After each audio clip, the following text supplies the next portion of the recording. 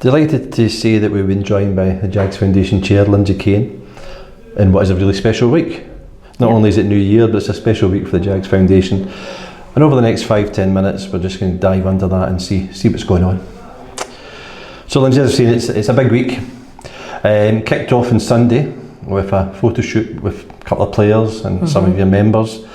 All at the background to that being there's a new strip being worn this Saturday. There's also the takeover of hospitality, which we should stress is a friendly takeover, if we're there. So Lynsey, before we discuss all the things that are going on this week, can you give us a brief history of the Jags Foundation? Yeah, so there's been a long history of fan ownership at the club, but the important thing is that the Jags Foundation are at the heart of that. We've been running now for about 3 years. We've got around 1,800 members, and because of those pledges from our members, we're able to fulfil our donations to the club, the academy and the women's team. So if we didn't have those members there, we wouldn't be able to fulfil those donations. The 1,800 membership, I believe it's not capped. Would you look for more? Absolutely. We're actually about 1,850 at the moment, so it's really easy for folk to join up, so they can join up online. We've got memberships from £1, £5 and £10. Obviously the more income that we get on a monthly basis, we're then able to put that back into the club. So if you're able to, then we would absolutely encourage you to join up. And you have your own website? And we do, yeah, and you can also find links to it on the club's website as well, which is great. Okay. Now football is always a very emotive subject, a very passionate sport, and being involved in running football clubs is, brings out passion as well. How would you describe the working relationship between the club, Partick Thistle, and the Jags Foundation? Yeah, we've got a really good working relationship with the club and with the board. Obviously we're able to deliver the foundation strip in conjunction with the club. If we didn't have that good working relationship, we wouldn't be able to. There's a big responsibility as well though from the foundation and the Jags Trust being the trustees. So there is that challenge sometimes because we are looking out for our beneficiaries and our members' best interests and making sure that the club are on track to be sustainable. That's the ultimate goal. We try not to get involved in the day-to-day running of the club because fan owned, not fan run. So we do respect those boundaries and let the guys at the club just get on with what they need to do. And everyone enjoys a win? Absolutely. That's the bit that's not so easy sometimes. If we look at this week's activities, it kind of kicked off on Sunday morning. We had TJF members in at Firhill, Wyre, Jonathan, Mark, Ryan and Zoe. They were in for a photo shoot with the new strips, along with Stuart Bannigan and Dan O'Reilly, who are also part of 6 players who are TJF members as well.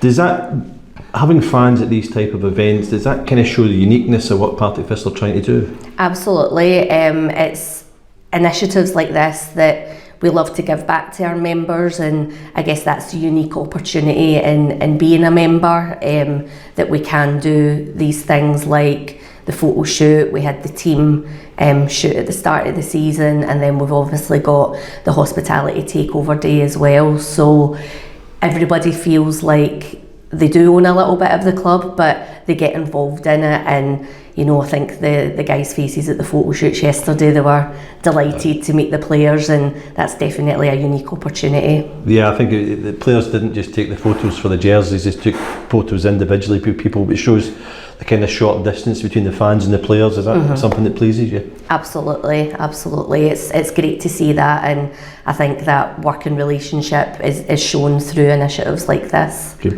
The photo shoot was to highlight the strip that will be worn this Saturday by the men's team against Dunfermline. The ladies team will wear it against Dundee United later this month. Can you tell us a bit more about how it came about and what makes it extra special to the supporters? So we actually got the idea from Hearts, who are also another fan-owned club.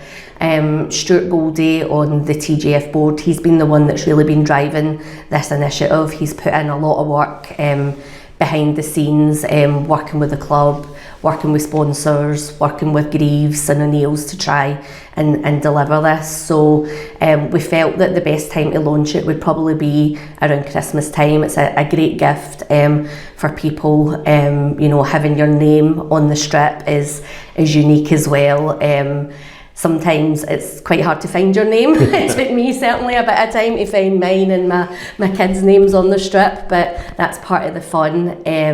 You know, it's a retro kit as well. Like, a lot of the fans have commented on the badge. It's a wee bit different. It's something that, you know, not many other clubs have done, so we felt it was a great idea, and working in conjunction with the club, we were delighted to be able to deliver it. For those who haven't seen the strip yet, it would be fair to say it's kind of a throwback to the 80s. Yep, I think so. I was born in the 80s, so I can't quite remember that far back, but yeah, it's got that retro feel about it, and you know, I think we need to give thanks to the sponsors as well, because it's a completely sponsor-free kit. All we've got is a little Jags Foundation badge on the back of it and the members' names. And how many have been produced? So we sold 530 to our members. We've then obviously supplied the men's team and the women's team as well. You mentioned that the foundation taking hospitality over this weekend against Dunfermline. What makes it special? So the hospitality will be full of Jags Foundation members on Saturday. We've been able to give our members a discounted rate for the hospitality whilst giving the full amount to the club. So again, we're able to donate that money to the club on what possibly would have been a quieter weekend in January. So we had a great day last year. The team won as well, which obviously helps things.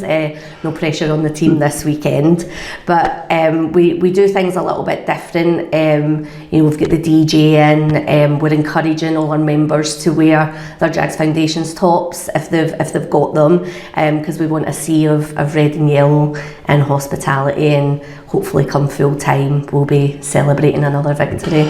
And you'll have quite a few players coming up to see you afterwards as well, I believe. Absolutely. So yeah, every player who's a member is coming up, but we want everybody to come up. So if the full team can come up after the game, we've done something similar last year, and it was great. Again, just that unique opportunity of being able to meet the players, get photographs. We do the man of the match presentation, and we might even be auctioning a few strips as well.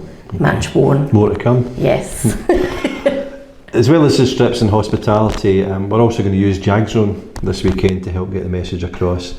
What more can the club do in partnership with TJF to build things? Just keep promoting the message. You know, we're really on that drive just now, the road to 2K. We'd love to get to 2,000 members.